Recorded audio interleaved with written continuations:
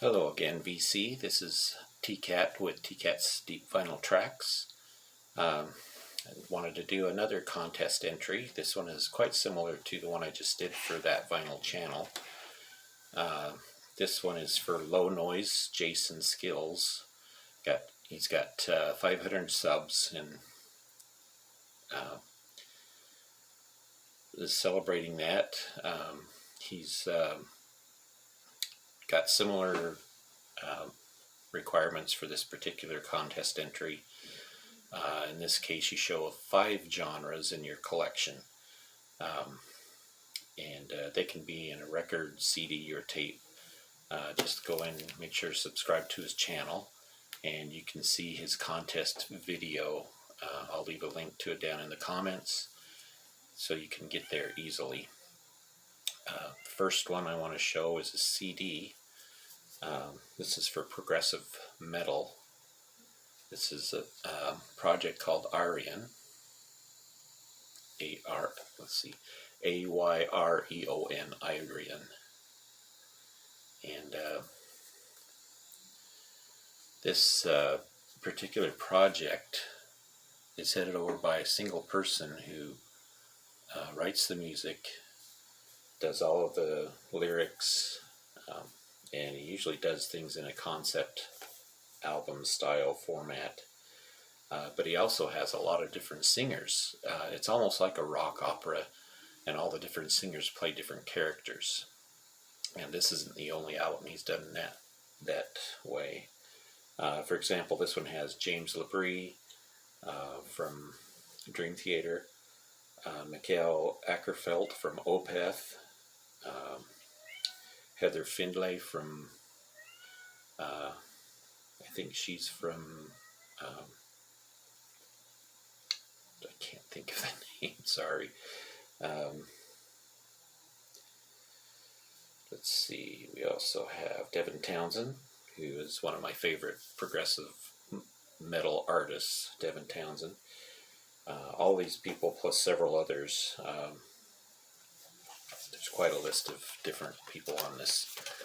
This particular box set has a DVD with it that tells about the making of the album, and a 2 CD set for the actual CD. There you can see the list of different artists on this. Very good progressive metal, and just very well done. Really enjoyed this album. This was actually given to me from somebody who was into heavy metal, more the black metal and everything, and he bought this album because of the different people on it, but he doesn't necessarily like the progressive aspects of it, because there is a bit of synthesizer in there along with all the heavy guitars. So a very good album. The next category, the next genre is Avantgarde, and for that one I'll show The Residents' Duck Stab. This was one of the Residents' first albums, I think probably around the 3rd or 4th album. This is actually a recent reissue of it. The Residents, a lot of artists consider the Residents one of their influences. Primus, for example, is a very good, you can hear a lot of the Residents' influence in Primus's music. Here's the label. The Residents, though, have a really strange sense of humor, very sarcastic. They do satirical music. Constantinople was probably one of their biggest hits, and that's on this particular album. And it's not the same Constantinople as They Might Be Giants. This was out long before that particular song. But listen to this or pick it up and you'll be able to hear the Primus influence. Not so much in the loudness of it, but in the style, the way the music is. You've got to hear it to understand how that works. Next, I'd like to go into the soul R&B category for Songs in the Key of Life by Stevie Wonder. I've had this album several different times in the past, and they're always in really bad shape. And one of the things this album says is there's supposed to be a 24-page booklet and a 7-inch single in there, and I've never been able to find any of that when I've gotten this album in the past. Well, I eventually did find it. This one has the single, and it's a 4-track single, so there are 4 additional songs that are not on the regular album, and the album itself is a double album. Got some great music on it. Isn't She Lovely? One of his biggest hits is on here. Here's the booklet. It has all the lyrics inside. Some pictures. Or maybe it's just all lyrics. Yeah, it's all just lyrics. Lots of lyrics. Sir Duke is also on this album, which is another big hit.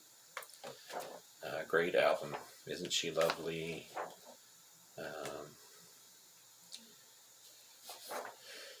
Anyway, I was really happy to finally find a copy of it that had everything included with it.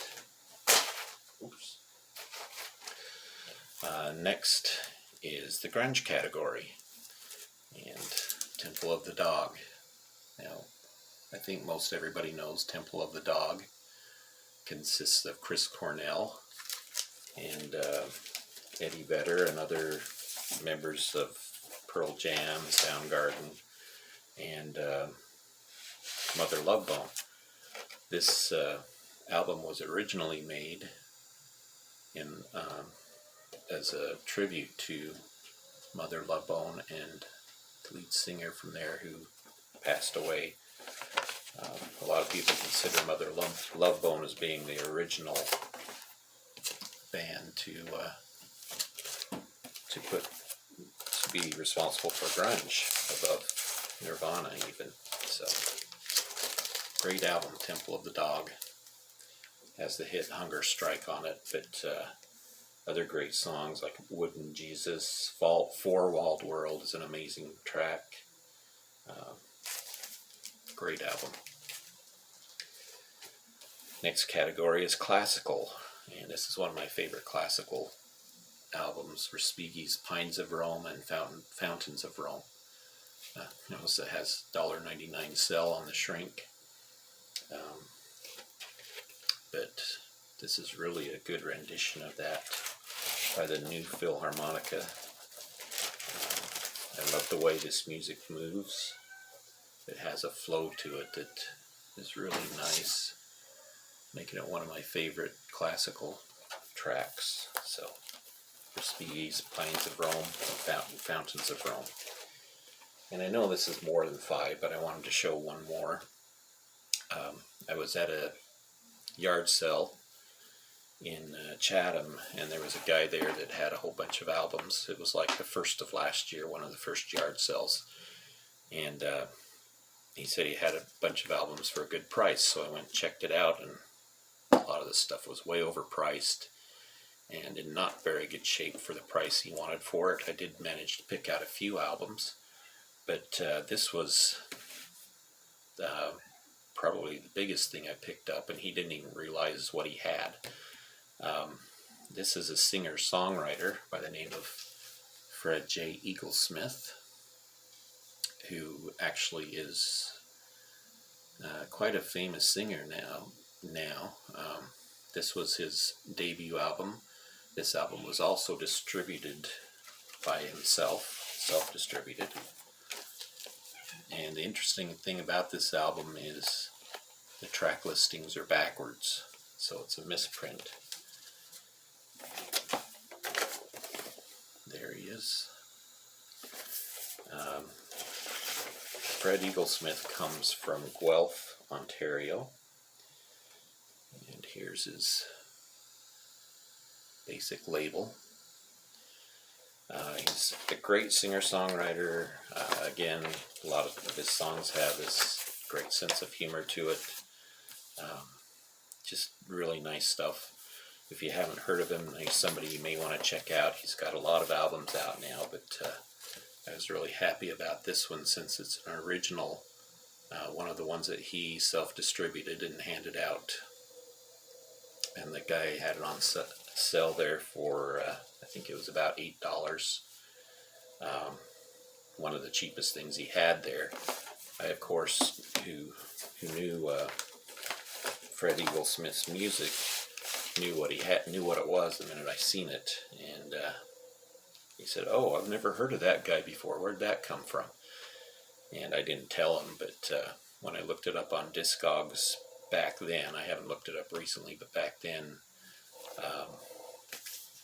great copy of it like this one was worth $100. So anyway, it's good stuff. Anyway, you should check him out. He's a great singer-songwriter from Canada. All right, that's it. Go over and subscribe to Jason Skilz' channel, Low Noise. Watch his video. Got some great content on there, well known throughout the VC, and very good channel. All right, thank you for watching, and we'll talk to you later.